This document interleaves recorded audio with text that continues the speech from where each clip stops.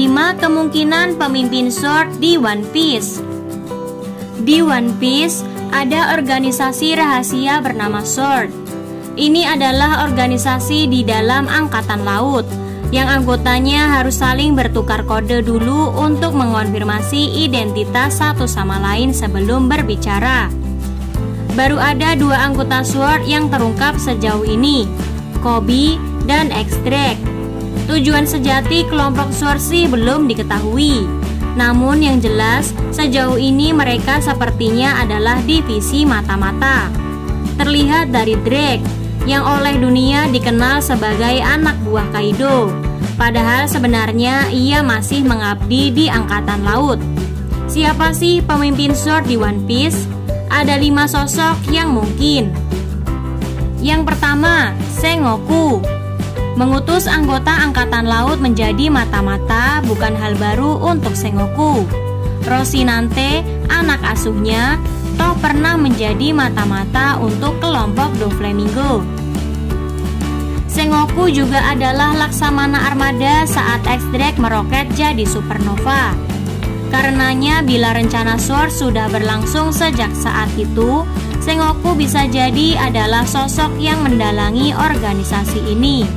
Lagi pula, terungkap kemudian di Vivre Card kalau Sengoku juga mengasuh Drake. Jadi kalau Sengoku punya rencana jangka panjang seperti ini, Drake bisa saja tahu. Untuk motif, Sengoku ingin mewujudkan keadilan dengan cara apapun. Namun di akhir Marineford, Sengoku dibuat murka karena pemerintah dunia memutuskan menutup-nutupi masalah di Impel Down. Gimana kalau kejadian itu yang mendorong Sengoku untuk membuat divisi rahasia agar ia bisa tetap menciptakan keadilan meski dirinya bukan lagi laksamana armada.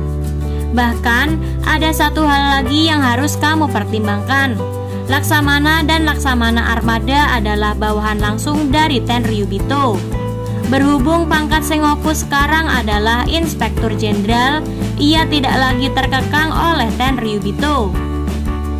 Kedua, Monkey D. Garp. Garp sebenarnya bangga menjadi angkatan laut.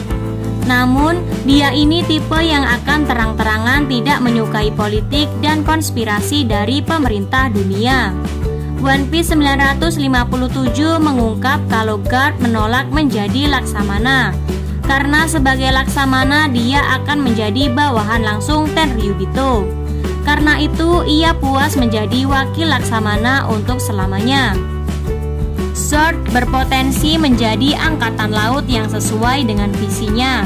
Terdiri dari orang-orang yang benar-benar hanya ingin mewujudkan keadilan tanpa memikirkan pengaruh gelap dari Tenryubito.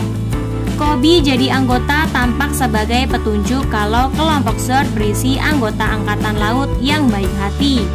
Selain itu, Koby adalah anak buah yang ia didik sendiri. Mudah membayangkan Koby masuk ke Sword semata karena Garp melihat Koby siap, lalu menawarinya posisi tersebut. Ketiga, Fujitora. Yang unik dari Fujitora adalah dia memiliki visi yang jelas mengenai seperti apa keadilan seharusnya, dan dia tidak ragu membuat atasannya marah. Dengan menyiarkan permohonan maafnya kepada Raja Riku, Fujitora membuat angkatan laut tidak bisa lagi menutupi kejadian sebenarnya. Fujitora kemudian juga yang termasuk mencoba mengajukan pembubaran Shichibukai, dan ia berhasil. Fujitora sendiri adalah satu-satunya pengguna pedang di daftar ini. Jadi menarik bila nama Sword pun dicetuskan sebagai petunjuk mengenai keterlibatannya. Keempat, Kuzan. Kuzan sangat tidak menyukai Sakazuki. Karena itu ia sampai menantang Sakazuki saat pemilihan laksamana. Walau sudah bukan angkatan laut, bisa dibayangkan Kuzan masih terlibat dengan sejumlah anggota angkatan laut untuk mewujudkan keadilan yang sejati. Selain itu, berhubung ia bukan lagi laksamana, ia juga bukan lagi anak buah Tenryubito.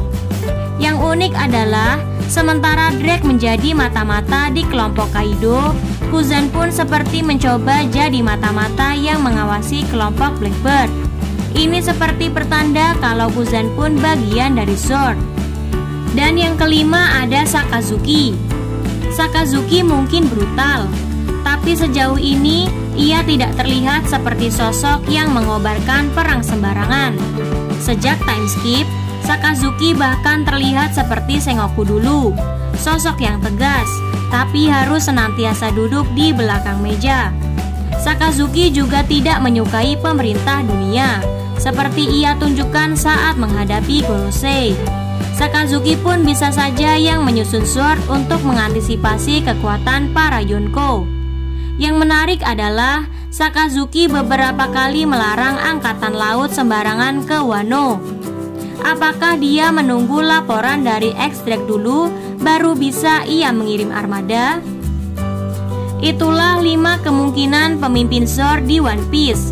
Yang mana yang paling mungkin?